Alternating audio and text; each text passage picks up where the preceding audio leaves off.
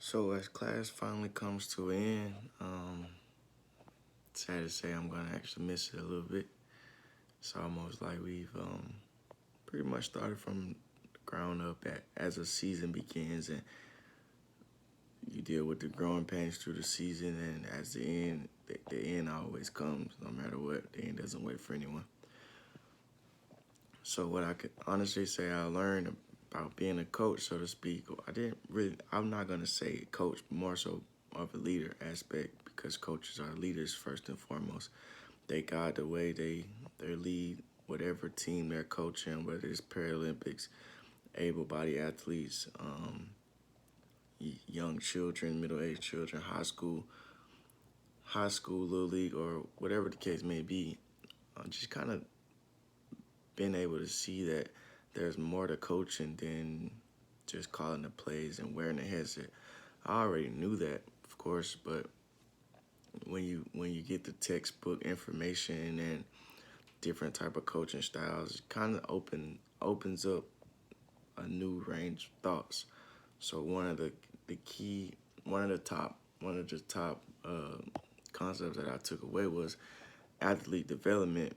I mean, because when you think about when you get the children from a young age, like myself, your goal is to develop them up and help them be the best version of themselves, whether that's mentally, physically, chronologically, psychology. They're working on their techniques. You're just trying to mold them to be the better version of themselves. So that was one, athlete development, and then two was the conquest coaching style. If you if you're getting in the coaching field to win ball games, then that's not the right reason to be coaching. Because I mean, wins and losses are they're gonna come a dime a dozen.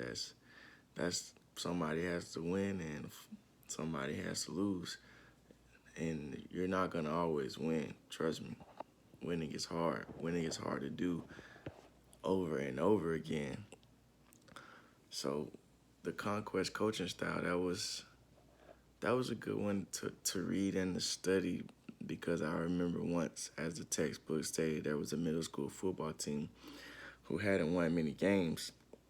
I hadn't won any games. I remember when I was in the middle school, my eighth grade team, we didn't win any games at all. We had a defeated season for an entire season. Me being what? Well, how old are you in middle school? 12, 13. I wasn't used to that.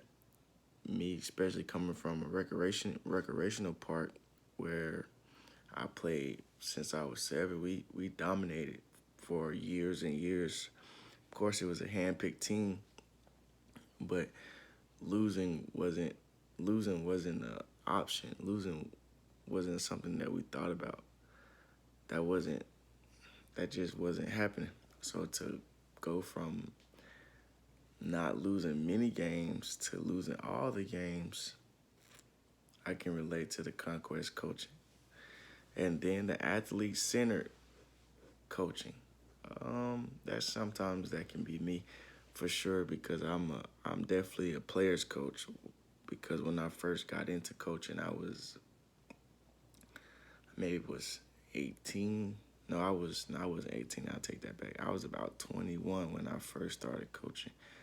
But I was just looking on and my little brother had started playing and I got to coach some of his got to join the staff and help his coaches coach his team.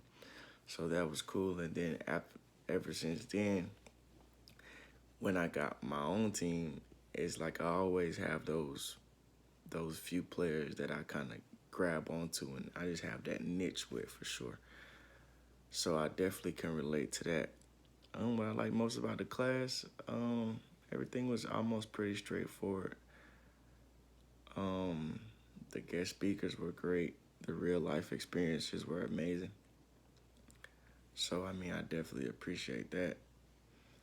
What can be approved in the class? I mean, it's not too much to be approved. I mean, I would just say um, maybe like not a study guide, but like a chapter review before we take the exams and the quizzes or something like that, or let us be able to go back and look at the quizzes after we've taken them to see what we got wrong so we can better prepare ourselves for the next exam. But all in all, it was a great course. I truly enjoyed it, and yeah, see you soon.